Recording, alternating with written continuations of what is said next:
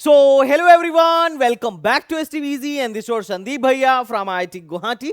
And guys, आज की video में बात करने वाले हैं ट्रिपल MUT के स्पॉट राउंड के बारे में कि भाई साहब वैकेंसी कितनी है और किस किस को जाना चाहिए, क्या क्या लेकर जाना है, कितना पैसा लेके जाना है, डीडी कितने की बनेगी और क्या क्या डॉक्यूमेंट लेकर जाना है और रजिस्ट्रेशन कब तक होगा और ऑनलाइन ऑफलाइन किस मोड में इनका स्पॉट होने वाला है। भैया ट्रिपल MUT में एंट्री मारने का ये आखिरी मौका है और सीटों के करस्पॉन्डिंग कट ऑफ पर क्या इफेक्ट पड़ने वाला है, हम आज की वीडियो में इस पर भी डिस्कशन करने वाले हैं। तो चलो बच्चा पार्टी शुरू करते हैं अपने शानदार वीडियो को। जितने भी लोग, अच्छा जो लोग AKTU में बैठने वाले हैं, मैं आपको भी बोलूंगा कि इस वीडियो को जरूर देखिएगा, क्योंकि इस वीडियो को देखने मात्र से आपको इतना तो आइडिया लग ही जाएगा कि AKTU के स्पॉट में इस साल क्या असर पड़ने वाला है।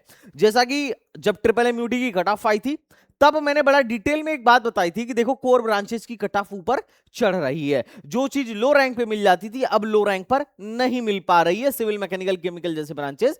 और मजे की बात क्या है, उसका असर हमें AKTU में भी देखने को मिला। AKTU में भी सेम कांड होने लगा, वहां पर भी कोर ब्रांचेस की जो कट ऑफ है ऊपर काफी तेजी से चढ़ी हुई नजर आई, राउंड 1 के एनालिसिस में भी और राउंड 2 के एनालिसिस में भी। अब देखते हैं कि भैया यहां पर ट्रिपल MUT में वैकेंसीज कितनी है, क्योंकि आपको समझना पड़ेगा अभी वैकेंसी के कॉरस्पॉन्डिंग हमें एक्शन लेना पड़ेगा, किसे जाना है और किसे नहीं जाना है। अब देखो, हालांकि ये फाइनल वैकेंसी नहीं है, फाइनल वैकेंसी जो है अगस्त को आएगी, मतलब अगस्त में 1 अगस्त को आएगी। तो जो लोग वेट करना चाहते हैं अभी पैसे लगाने से पहले, आप क्या कर सकते हो, वेट कर सकते हो, चिंता करने वाली बात नहीं है। लेकिन अभी अपन बात कर लेते हैं कि अभी फिलहाल में कितनी वैकेंसी इनके यहां खाली हो गई है। तो अगर आप यहां पर देखोगे ना तो आपको पता चलेगा कि सिविल में TFW सीट खाली है 3। उसके अलावा मैकेनिकल में अदर होम स्टेट के लिए मात्र 4 वैकेंसी खाली है, जबकि अदर स्टेट वालों का 6 सीट्स खाली हैं। तो टोटल मैकेनिकल में मात्र 10 सीट खाली है, जो ये अपने आप में बड़ा क्वेश्चन मार्क है।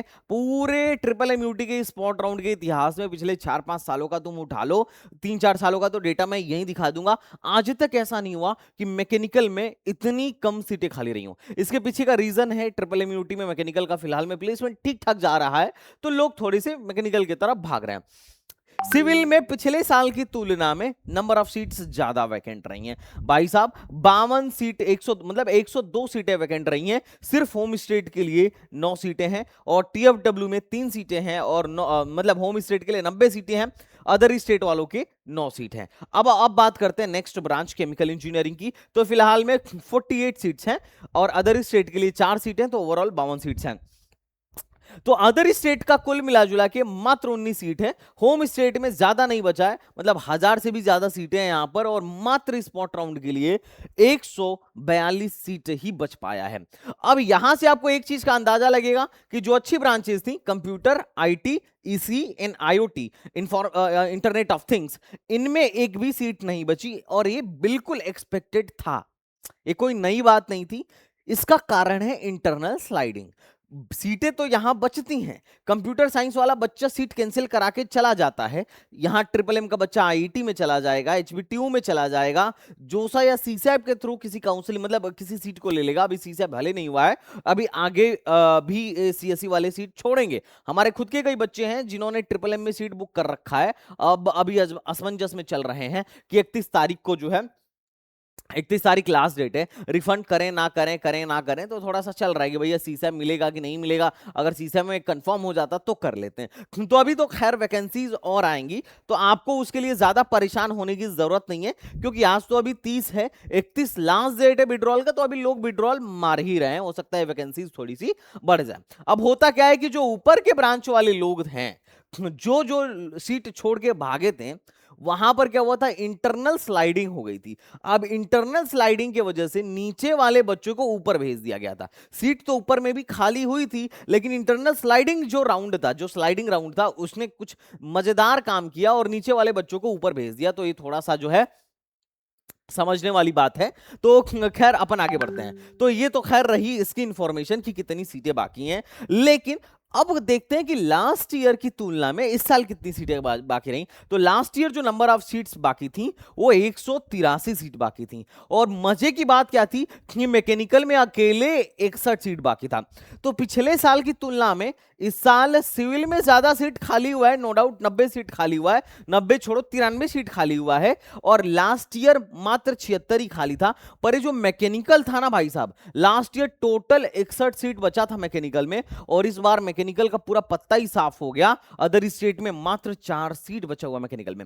हालांकि जिस तरीके से मैकेनिकल वगैरह के प्लेसमेंट चल रहे हैं, डिमांड बढ़नी जायज थी मतलब इस कॉलेज में, तो उसका कहीं ना कहीं इंपैक्ट भी दिखा है। यही नहीं, अगर इसके पिछले साल का भी देखेंगे तो मैकेनिकल में 92 सीट खाली थी भाई, 92 सीट खाली थी 2024 में। मैकेनिकल में 92 सीट खाली थी, और उस टाइम पर बड़े लो रैंक तक एडमिशन हुआ था। टोटल नंबर ऑफ जो सीटें वैकेंट थी वो 335 सीट वैकेंट थी। उसके अलावा अदर स्टेट में भी 56 सीट वैकेंट था। अगर उसके पिछले एक साल चले 2023 में, तो उस टाइम पर भी मैकेनिकल में 92 सीट खाली थी। तो ये कोई मजाक नहीं था, मैकेनिकल में इतनी सीटें खाली रहती थी, सिविल और केमिकल में इतनी सीटें खाली रहती थी। 267 सीट 2023 में भी खाली थी। लेकिन धीरे धीरे कॉलेज का डिमांड बढ़ रहा है, ब्रांचेस की डिमांड बढ़ रही है, और मैकेनिकल इस तरीके से डिमांड में रहा कि इस साल पत्ता ही साफ हो गया। अदर स्टेट वालों में इलेक्ट्रिकल की सीटें खाली रहा करती थी, और इस साल तो ऐसा कांड हुआ कि इलेक्ट्रिकल तो होम स्टेट तो छोड़ो, मतलब क्या बोलते हैं ये देखो, होम स्टेट तो छोड़ो, अदर स्टेट में भी इलेक्ट्रिकल की एक को सीट नहीं बची है। तो ये थोड़ा समझने वाली बात है मेरे भाई।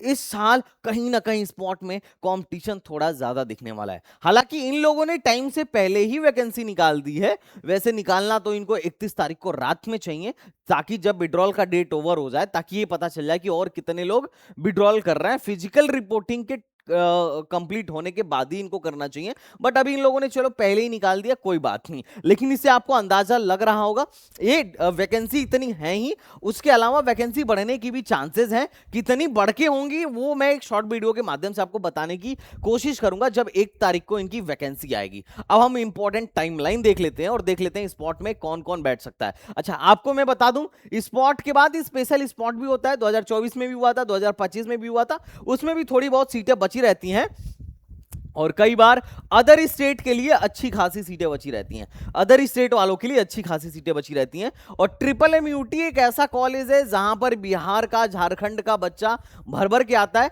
10% सीट जो है अदर स्टेट के लिए रिजर्व्ड है, ओपन नहीं है। ऐसा नहीं है कि सिर्फ 10% सीट पर एडमिशन होगा, रिजर्व कर दिया गया है। ओपन तो मतलब एक होता है कि ओपन कर दिया गया कि चलो वहां पे अदर स्टेट वालों को भी एडमिशन दे देंगे और होम स्टेट वालों को भी एडमिशन दे देंगे, और दूसरा होता है रिजर्व कर दिया गया, मतलब ये 10% सीट सिर्फ अदर स्टेट को देंगे, उसमें होम स्टेट को नहीं देंगे। और यही रीजन है, इस 10% के रिजर्वेशन की वजह से यहां पर कट ऑफ जो जाती है लो जाती है अदर स्टेट का होम स्टेट की तुलना में। अगर तुम एनालिसिस देखो अब तक क्या हुआ है, अभी तक कितना कट ऑफ गया हुआ है, इस वीडियो के इस वीडियो को मतलब इस स्लाइड को अगर तुम देखो तो 2025 और 26 का एक बेसिक आइडिया आपको लग जाएगा। आइडिया ये है कि ये 2025 और 2026 के लास्ट राउंड का कट ऑफ है, जिसमें आपको अंदाजा लगेगा कि 2026-25 में जो सिविल 171 पे बंद हुई थी होम स्टेट के लिए, वो फिलहाल में 1.5 लाख के अंदर ही सिमट के रह गई है। जो मैकेनिकल 145 पे बंद हुआ था 121 पे ही सिमट गया है। जो केमिकल 161 तक गया था वो 135 पर ही सिमट गया है। जो इलेक्ट्रिकल 125 पे बंद हुआ था वो 1 लाख के आसपास में ही सिमट गया है। बाकी जो कंप्यूटर 73 पे बंद हुआ था वो 74 तक गया। आईटी 88 की जो थी वो 80 पे ही सिमट गई। ईसी 1 लाख वाली जो है 91 पर ही सिमट गई, और आईओटी जो 1 लाख प्लस गई थी वो 1 लाख के अंदर ही सिमट गई। तो कुल मिला जुला के राउंड 4 में भी कट ऑफ आई गई है। मतलब इस साल पिछले साल की तुलना में ट्रिपल एमयूटी की कट ऑफ चढ़ी है, सिर्फ कंप्यूटर साइंस में थोड़ी सी रिलायबिलिटी मिली है। अगर अपन अदर स्टेट की बात करें तो अदर स्टेट वाले बच्चों के लिए ही बल्ले बल्ले थे, क्योंकि यहां पर जो 76 पे सीएससी बंद हुई थी वो सीधे 89-90 को अप्रोच कर रही थी, और जो आईटी 93 पे बंद हो रही थी। देखो अदर स्टेट को कितना फायदा हो रहा है यहां पे। इसीलिए मैं अदर स्टेट वाले अपने बच्चों से बोलता हूं कि आप एकेटीयू के लालच में झूठ मूठ में पड़े हैं, एकेटीयू वाले आपको स्पॉट में ही बैठाएंगे। उससे बढ़िया है कि आप ट्रिपल एमयूटी में अप्लाई करिए, क्योंकि ट्रिपल एमयूटी में क्या है कि एटलीस्ट आपको फायदा मिलने वाला है। 10% के रिजर्वेशन की वजह से होम स्टेट से ज्यादा कट ऑफ लो जाएगा, क्योंकि ट्रिपल एम वेल नोन है। मैं गोरखपुर से हूं तो मैं जानता हूं कि इसकी रेपुटेशन कैसी है। लेकिन जो बिहार से है, वो झारखंड से है, उसके लिए जस्ट एक नंबर है, कॉलेज है, they don't know about the reputation of triple M UT. तो इस वजह से बच्चे बहुत ज्यादा लालायित नहीं रहते हैं। कोई आईआईटी एनआईटी या फिर एक टॉप का इंस्टीट्यूट जैसा नहीं है। हालांकि अगर यूपी के अंदर जितने भी स्टेट गवर्नमेंट कॉलेजेस हैं, उसमें इकलौता ही ऐसा कॉलेज है जिसकी एनआईआरएफ रैंकिंग टॉप 100 के अंदर है। मतलब लगभग आई थिंक 59 या 60 के आसपास है। तो टॉप 100 के अंदर होने वाला इकलौता स्टेट गवर्नमेंट इंजीनियरिंग कॉलेज है। मतलब सोचिए। तो अभी क्या है कि बाहर के लोगों को नहीं पता है, तो इस वजह से बाहर के बच्चे भी थोड़ा कम ही अप्रोच करते हैं। जो बगल के भी, चूंकि ये पूर्वांचल में है, तो बगल के जो बिहार बाहर के बच्चे हैं वही थोड़ा बहुत आते हैं। तो इस वजह से कट ऑफ थोड़ी सी इनकी जो है लो जाती है। इसी में अगर आप देखेंगे तो 1,10,000 पर गया था। और चूंकि इनकी cut off computer, electronics, EC और इलेक्ट्रिकल आईओटी में लो गई थी, लो जाने के बावजूद भी जो कोर ब्रांचेस हैं, इलेक्ट्रिकल, केमिकल, मैकेनिकल और सिविल, यहां पर कट ऑफ हाई चली गई। देख रहा हो, मतलब ओवरऑल ऑल इंडिया वालों को फायदा तो हो रहा था, लेकिन यहां पर इनको भी कुछ खास फायदा नहीं हुआ। होम स्टेट को तो नुकसान हुआ ही हुआ, इनको भी कोर ब्रांचेस में नुकसान हुआ। मतलब कुल मिलाजुला के कहने का मतलब यह है कि जो बच्चे लो रैंक वाले थे, मतलब जिनकी रैंक अच्छी थी, उनको फायदा मिला, और जिनकी रैंक खराब थी उनको नुकसान मिला। कुल मिलाजुला के कहने का मतलब यह है। अब बात कर लेते हैं स्पॉट में एलिजिबल कौन कौन सा है। तो देखो, पहला एलिजिबिलिटी तो बोर्ड का है कि आपके 10+2 में भाई अब 55% नंबर होने चाहिए। If you have 50% marks then you are eligible for this. And साथ ही साथ एक और एलिजिबिलिटी क्राइटेरिया है कि एवरेज जो है पीसीएम में वो 60% का होना चाहिए। तो this is the first eligibility criteria. दूसरा एलिजिबिलिटी क्राइटेरिया ये है कि भैया अगर आप नॉर्मल राउंड में बैठे थे और 25,000 रुपए का रजिस्ट्रेशन आपने किया था और सीट नहीं मिली, तो भी आप एलिजिबल हैं। अगर आपको सीट मिल गई, आपने कैंसिल करा लिया, विड्रॉल करा लिया, तो भी आप एलिजिबल हैं। अगर आप होम स्टेट से हैं तो एलिजिबल तो हैं ही, अदर स्टेट वाले भी एलिजिबल हैं। और अगर अभी तक आपने यहां रजिस्ट्रेशन ही नहीं किया था, as a fresh candidate registration करना चाह रहे हैं, तो भी आप एलिजिबल हैं। तो उसमें आपको मौका मिलेगा कि आप अभी भी रजिस्ट्रेशन कर सकते हैं। रजिस्ट्रेशन जो है 30 तारीख से शुरू है और 2 अगस्त तक चलेगा। और ध्यान रखिए, 2 अगस्त को ही आपको कॉलेज में भी पहुंचना है, लेकिन 2 अगस्त को सुबह 10 बजे तक ही रजिस्ट्रेशन होगा और 10 बजे तक आपको कॉलेज भी पहुंच जाना है। एक्चुअल जो वैकेंसी है फाइनल वाली, 31 तारीख को इनका जो है विड्रॉल का डेट फिनिश हो रहा है, तो विड्रॉल के डेट के बाद आएगा। अच्छा, कुछ बच्चों ने ये भी शिकायत किया है कि ट्रिपल एम की वेबसाइट में बहुत सारा ग्लिच चल रहा है, विड्रॉल नहीं हो पा रहा है। अगर विड्रॉल नहीं हो पा रहा है तो आप तुरंत कॉलेज से संपर्क करें, उसकी वीडियो बना के और प्रूफ के साथ पहले से मेल करके रख लीजिए, वरना बाद में कॉलेज ज्यादा सुनता नहीं है। वो बोलेगा बेटा तुम्हारी गलती है, तुमने लास्ट डेट से पहले विड्रॉल नहीं लिया, अब हम नहीं करेंगे पैसा वापस। तो ये बड़ी प्रॉब्लम वाली बात हो जाती है। ठीक है, अब बात करते हैं फिजिकल रिपोर्टिंग की। तो 2 अगस्त को फिजिकल रिपोर्टिंग करनी है आपको। अगर आप यहां बैठना चाहते हैं तो सबसे पहले आप रजिस्ट्रेशन करेंगे। आप चाहें तो 1 तारीख तक का वेट कर लीजिए, वैकेंसी आएगा 6 बजे, तो उसके बाद रजिस्ट्रेशन कर लीजिएगा। और अगर इसी वैकेंसी के भी यहां पे आप करना चाह रहे हैं तो अभी रजिस्ट्रेशन कर लीजिए। और रजिस्ट्रेशन करने के बाद आप 2 तारीख को फिजिकल रिपोर्टिंग के लिए अपना टिकट कटा लीजिए। और रजिस्ट्रेशन की लिंक यहां पर है, आप वेबसाइट से जाकर रजिस्ट्रेशन कर लीजिएगा। आई होप सब कुछ क्लियर हो गया होगा। अच्छा, जिन लोगों ने पहले से 2500 रुपए पे किया है, उनको फिर से पे करने की जरूरत नहीं है। अगर आपको सीट नहीं मिला तो आप स्पॉट में बिना पे किए बैठोगे, रजिस्ट्रेशन बस करना है। और अगर आपने पहले से 2500 रुपए पे नहीं किया है, आप फ्रेश कैंडिडेट हो, आप अब पे करना चाह रहे हो, तो आप 2500 रुपए अभी भी पे करके रजिस्ट्रेशन कर सकते हो। इसमें कोई दिक्कत वाली बात नहीं है। रिपोर्टिंग का क्या टाइम है भैया? रिपोर्टिंग जो है 2 तारीख को होने वाला है और सुबह 9 बजे से 12 बजे तक रिपोर्टिंग होगा। अगर आप 9 बजे तक नहीं पहुंच, देखो टाइम को लेके लोग बड़े स्ट्रिक्ट हैं, आप टाइमली वहां पर पहुंच जाना, क्योंकि जो लोग रिपोर्ट करेंगे 12 बजे के बाद तो सीट डिस्ट्रीब्यूट होगी, सीट्स डिस्ट्रीब्यूट होंगे। तो अगर आप रिपोर्ट नहीं करोगे और बाद में जाओगे तो कल्याण हो जाएगा आपका, नहीं होने वाला है आपका, आपको सीट ही नहीं मिलेगा। उसके बाद से अटेंडेंस लगने वाला है, 12 बजे से पहले पहले ही अटेंडेंस खत्म हो जाएगा और मेरिट लिस्ट आएगी। जितने लोग का अटेंडेंस लग जाएगा उनका मेरिट लिस्ट आएगी। यहां पे मल्टीपर्पज हॉल में होता है, मेरिट लिस्ट आएगी 1 बजे शाम को। उसके बाद आपको डॉक्यूमेंट वेरिफिकेशन के लिए बुलाया जाएगा। साथ ही साथ आपका डॉक्यूमेंट वेरिफिकेशन होगा 2 बजे के बाद से डॉक्यूमेंट वेरिफिकेशन होगा। आप अपना डिमांड ड्राफ्ट फलाना ढमकाना लेके जाएंगे और ये 2 बजे से शुरू होगा। हॉस्टल अलॉटमेंट मतलब लगे हाथ आपका जो है हॉस्टल अलॉटमेंट भी हो जाएगा। हॉस्टल भी 2 तारीख को ही मतलब 2 तारीख को ही अलॉट हो जाएगा और 3 तारीख से आपकी क्लासेस चलने लगेंगी। तो आप पूरा मन बना के जाइएगा कि अगर आपको सीट मिलता है तो अब आपको वहीं जाके बस जाना है, वापस नहीं आने वाले हैं, क्योंकि क्लासेस नेक्स्ट डे से ही स्टार्ट होने वाली हैं। तो आई होप आपको समझ में आ रहा होगा।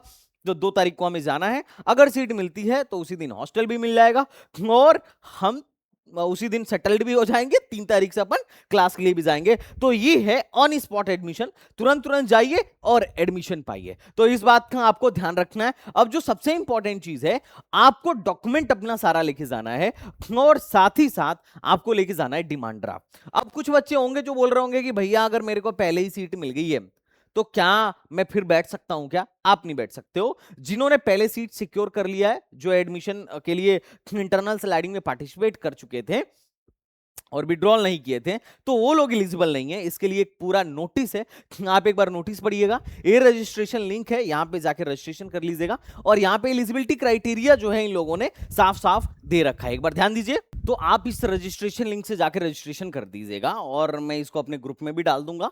और जो लोग हमारे प्रोग्राम में हैं, अभी भी टाइम है, देखो ऑल इंडिया स्पॉट काउंसलिंग हमारा चल रहा है, जिसमें HBTU, triple MUT, AKTU, CSAB and और भी कुछ जीएफटीआईज अपना अलग से स्पॉट कराती हैं। उसमें हम ढूंढ ढूंढ के आपका एडमिशन कराते हुए नजर आ रहे होंगे। तो लास्ट राउंड तक सपोर्ट रहेगा। जब तक आपको सीट नहीं मिल जाता है, संदीप भैया आपके साथ बने हुए हैं, आपको टेंशन नहीं लेना। अगर अभी तक आपको कोई सीट नहीं मिला है तो भी घबराने की जरूरत नहीं है, संदीप भैया आपके साथ हैं। जब तक एडमिशन नहीं करा देंगे, जब तक फोड़ेंगे नहीं, तब तक छोड़ेंगे नहीं, टेंशन नहीं लेना। और एडमिशन कराने के बाद स्कॉलरशिप की भी जो बेस्ट पॉसिबल व्यवस्थाएं हो सकती हैं हम कोशिश करेंगे, क्योंकि आज के टाइम में गवर्नमेंट की बहुत सारी स्कीम्स चल रही हैं और प्राइवेट में भी बहुत सारे स्कीम चल रहे हैं। तो I will give you information कि किस तरीके से स्कॉलरशिप के लिए भी अप्लाई करना है, तो टेंशन मत लेना, ठीक है। तो अब अपन चलते हैं, दिस इज द ट्रिपल एमयूटी का ये इनका मतलब ये है। अब अगर अपन बात करें ना, तो इसमें जो सबसे जरूरी चीज है कि जैसे अभी आप जा रहे हो तो रजिस्ट्रेशन करके जा रहे हो, 2500 रुपए का आपने रजिस्ट्रेशन कर दिया है,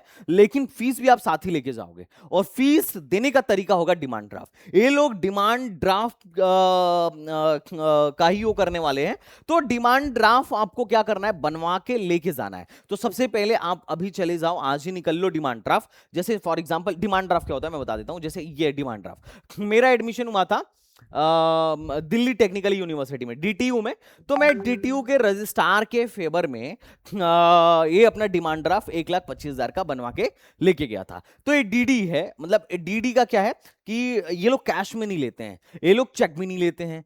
रीजन क्या है, चेक इसलिए नहीं लेते हैं क्योंकि बाद में चेक बाउंस हो गया तो क्या करेंगे। डीडी भी एक तरीके से चेक ही है, लेकिन यहां पर पैसा बैंक के पास होता है। डीडी बनवाने के लिए आपको पहले पैसे बैंक को देना पड़ता है, बैंक आपकी डीडी बनाती है और वो डीडी आपको दे देती है। अब ये डीडी आप ले जाके कॉलेज में दे देंगे, कॉलेज के और कॉलेज ले जाके बैंक को देगी, जो बैंक ने आपसे पैसे लिए थे वो पैसे कॉलेज को मिल जाएगा। तो एकदम सिंपल तरीका है डीडी का। और अगर मान लो आपको एडमिशन नहीं मिला तब क्या होगा, तो एडमिशन नहीं मिला तो भी कोई टेंशन नहीं है, डीडी आप वापस लेके आइए और ये डीडी बैंक को दे दीजिए। जितना पैसा आपने बैंक को दिया था, बैंक आपको आपके पैसे वापस कर देगी। एकदम सिंपल है। डीडी को लेके टेंशन नहीं लेना है। डीडी के लिए बस आपको पैसे लेके जाना है, बैंक को देना है, बैंक आपको बदले में डीडी दे देगी। और अगर आपका किसी बैंक में अकाउंट है तो आप वहां पर जाइए, देख लीजिएगा कि 1,37,000 जितना ही मांग रहा है उतना आपके खाते में है कि नहीं है। नहीं है तो खाते में डालिए और बोलिए कि हमारे खाते से पैसे लेके आप डीडी बना दीजिए। एक एप्लीकेशन फॉर्म आएगा, भरिए, 10 मिनट में मेरा तो डीडी बन गया था। तो आपको डीडी को परेशान नहीं होना है। डीडी को लेकर आपको क्या करना है, 1,37,500 रुपए की डीडी बनानी है। ध्यान रखिएगा, स्पॉट राउंड में कोई कैटेगरी नहीं लगेगा, कोई फीमेल कोटा नहीं लगेगा, सिर्फ होम स्टेट और अदर स्टेट चलेगा और कोई कैटेगरी किसी भी तरीके से काम नहीं आएगी। और फीस के लिए सबको 1,37,500 रुपए नॉन हॉस्टलर्स के लिए क्या करना है, आपको इतने का डीडी लेके जाना है। ये आप डीडी बनवाएंगे और डीडी लेके जाएंगे। किसके फेवर में बनेगा, तो demand draft should be made in the favour of triple MUT Gorakhpur payable at Gorakhpur, उन्होंने अपना आईएफएससी नंबर भी दे दिया।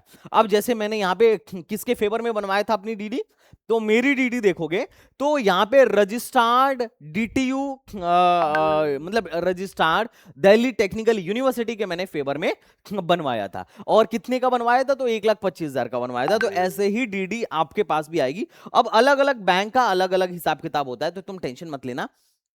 वहां पे वो लोग एक फॉर्म देंगे बैंक वाले भरने के लिए, और उसमें वो पूछेगा कि भैया किसके फेवर में बनाना है। तो भैया किसके फेवर में बनाना है, तो ये बनाना है ट्रिपल एमयूटी गोरखपुर के फेवर में। पेएबल कहां है, तो पेएबल है गोरखपुर में, पेएबल एट गोरखपुर। अगर आईएफएससी नंबर मांगे तो ये वाला आईएफएससी नंबर डाल देना। 5 मिनट का काम है। अगर किसी को डीडी बनाने में कोई दिक्कत हो रहा हो, ना समझ में आ रहा हो, तो आपको टेंशन लेने वाली जरूरत नहीं है, बोल देना, मैं उस पर एक छोटी सी वीडियो बना दूंगा। तो सबसे पहले आपको पैसे साथ ले जाने हैं, क्योंकि इन्होंने साफ साफ एक बात लिख रखा है कि अगर आपको सीट मिलती है तो आपको क्या करना है, तुरंत तुरंत पैसे देना है ना।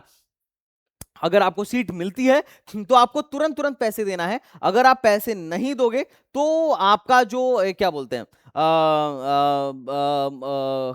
क्या बोलते हैं कि आपका पैसा जो है, मतलब अगर आप पैसे नहीं दोगे तो जो आपकी सीट है वो किसी और को दे दी जाएगी। मतलब तुरंत, जैसे आपका नाम बोला जाएगा, वहां जब जाओगे ना तो मेरिट लिस्ट आएगी, मेरिट लिस्ट के हिसाब से सबको बुलाया जाएगा, बुलाएंगे, डॉक्यूमेंट चेक करेंगे और बोलेंगे ये वाली सीट बची है, लेना है कि नहीं लेना है। अब तुम्हें तुरंत डिसीजन लेना होगा कि अच्छा मैकेनिकल में मिल रहा है, लूं कि ना लूं, सिविल मिल रहा है, लूं कि ना लूं। अगर तुमने बोला लूं तो ठीक है ले लो, ले लिए तो तुरंत तुमको डीडी देना पड़ेगा। अगर डीडी नहीं दे पाए तो सीट किसी और को दे दी जाएगी, किसी और को बुलाया जाएगा तुम्हारे बाद वाले को, और उसको सीट दे दी जाएगी। ये बात ध्यान रखना।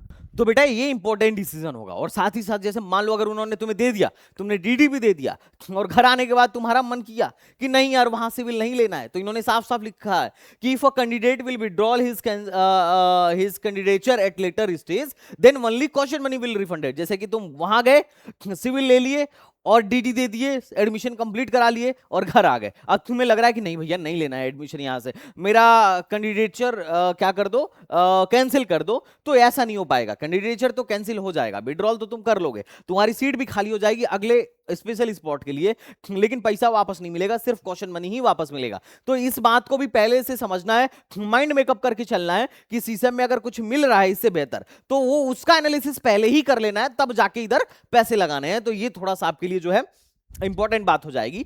तो बाकी तो खैर यही है जो मैंने आपको बता दिया। उसके अलावा कुछ मेजर डॉक्यूमेंट्स हैं जो आपको साथ में लेके जाने हैं, जैसे कि 10th-12th की मार्कशीट ओरिजिनल, क्योंकि ये आपका वहां पर चेक होगा, ओरिजिनल लेके जाना विथ दो फोटोकॉपी।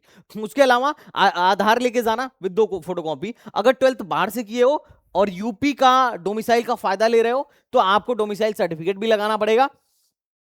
साथ ही साथ आपको कैटेगरी सर्टिफिकेट भी लगाना पड़ेगा, एससी एसटी वाला। मतलब अगर कोई कैटेगरी से बिलोंग करते हो तो एससी एसटी का कैटेगरी सर्टिफिकेट, वैसे तो खैर अब कैटेगरी सर्टिफिकेट की जरूरत नहीं है क्योंकि सारी सीटें जो हैं ओपन में हो गई हैं, सारी सीटें ओपन में हो गई हैं, तो category certificate is not mandatory. तो कैटेगरी सर्टिफिकेट को लेके बहुत ज्यादा लोड मत लेना, एक सर्टिफिकेट को लेके लोड ले सकते हो। अगर तुमको टीएफडब्ल्यू सीट चाहिए तो पेरेंट का इनकम सर्टिफिकेट का लेके लोड ले सकते हो। मतलब इनकम सर्टिफिकेट जो है आपके पेरेंट का 1 अप्रैल के बाद का होना चाहिए। अगर आप ये ले जाओगे तो ही टीएफडब्ल्यू सीट के लिए आप एलिजिबल हो, बाकी इसके लिए भी लोड मत लेना क्योंकि अब सब कुछ ओपन में फाइट हो रहा है और ये सारी की कोई जरूरत नहीं है। मेजरली आप अपना 10th ले जाइए, 10th ले जाइए, 12th ले जाइए, गवर्नमेंट का आईडी कार्ड ले जाइए, 4-5 पासपोर्ट साइज फोटोग्राफ लेके जाइए, और बाकी जो मेजर डॉक्यूमेंट्स है वो बाद में आप सबमिट कर सकते हैं, पहले एक बार सीट मिल जाए तो।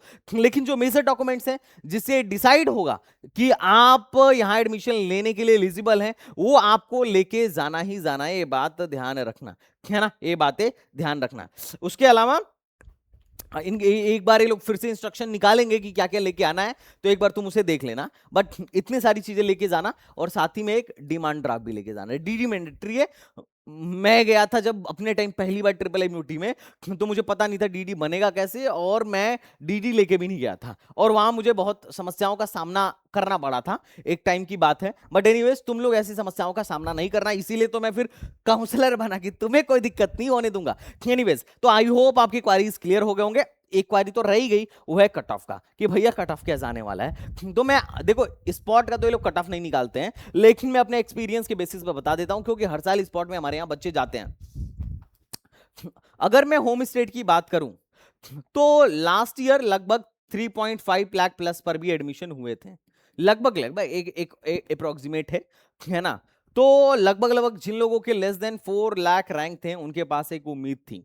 हो सकता है कि इस साल कट ऑफ इससे लो जाए क्योंकि नंबर ऑफ सीट्स कम बची हैं, वो आपको भी दिख रहा होगा। लेकिन अगर आपकी रैंक 3 लाख से कम है तो आप बिल्कुल जाइए। अगर आपकी रैंक 3.5 लाख से कम है तो भी आप जा सकते हैं। अगर आप 4 लाख वाले तक भी हैं तो भी जा सकते हैं। इससे बाहर तो खैर जाएगा नहीं, कहना इससे बाहर वाले को तो सीट मिलना बहुत मुश्किल होगा, लेकिन फिर भी अच्छा, जिनकी रैंक 2 लाख के अंदर है उनको तो पक्का मिलेगा, टेंशन लेने की जरूरत नहीं है। 2.5 लाख वाले को भी पक्का मिलेगा। हो सकता है 3 लाख के अंदर वाले को भी इजीली मिल जाए, लेकिन वो डिपेंड करेगा। इस साल श्योरिटी नहीं दे सकता क्योंकि इस साल ये मैकेनिकल सिविल केमिकल की भी कट ऑफ हाई जा रही है, तो अभी कुछ बोल नहीं सकते हैं। लेकिन 2 लाख के अंदर वाले तो एकदम सेफ हैं, उनको टेंशन लेने की जरूरत नहीं है। अगर मतलब मैक्स टू मैक्स मैं यहीं तक बोलूंगा, उसके बाहर वालों को जाने का कोई फायदा नहीं होगा। अगर आप 3 के अंदर है, 3.5 के अंदर आए तो जरूर जाइए, क्योंकि पिछले कई सालों में हमने एडमिशन खुद कराया है, इसलिए मैं बोल रहा हूं। और अगर नहीं भी हो पाया एडमिशन तो ज्यादा से ज्यादा क्या जाएगा, टूर समझ के चले जाओ। वहां बगल में चिड़ियाघर वगैरह है और तारामंडल वगैरह है, घूम के मस्त आ जाना। नौका विहार बना हुआ है, मस्त टहल लेना और टूर समझो, है ना, सैटरडे संडे का टूर, और मस्त जाओ फैमिली के साथ घूम के आओ, टेंशन लेने वाली बात नहीं है। ज्यादा ज्यादा यही तो होगा, है ना। तो गोरखपुर भी घूमने वाली चीज है, गोरखनाथ जी का मंदिर है जहाँ के मठाधीश से अपने योगी जी, तो अपने मुख्यमंत्री साहब का मठ है वहां पे, तो जाना वहां पे भी टहल के आना। ज्यादा ज्यादा एडमिशन नहीं होगा तो क्या ही हो जाएगा, तो लेकिन एक बार एफर्ट मारो अगर तुम जाना चाहते हो, एक्चुअली में सीट चाहते हो तो। बाकी तो तुम्हारी चॉइस है। अच्छा, अदर स्टेट वालों का क्या है, तो अदर स्टेट वालों को मैं बोल देता हूं भाई, देखो अदर स्टेट में 4 लाख प्लस पे भी एडमिशन हुआ है, 5-5 लाख तक भी कई बार किस्मत चमकी है। ये तुम्हारे ऊपर डिपेंड करता है कि क्या है। तुम्हें लग रहा होगा कि सीटें तुम्हारे लिए कम हैं, लेकिन ये बात बिल्कुल सही है कि सीट कम है, लेकिन कई बार बच्चे अदर स्टेट के नहीं आ पाते हैं, बहुत दूर से आते हैं। अब सोचो जो झारखंड से कैसे आ रहा होगा, बिहार से वो कैसे आ रहा होगा, तो कई बार इनकी किस्मत चमक जाती है। श्योरिटी कुछ नहीं दे सकता, वो डिपेंड करेगा, क्योंकि सीट तो बहुत कम है, मात्र 19 सीट है।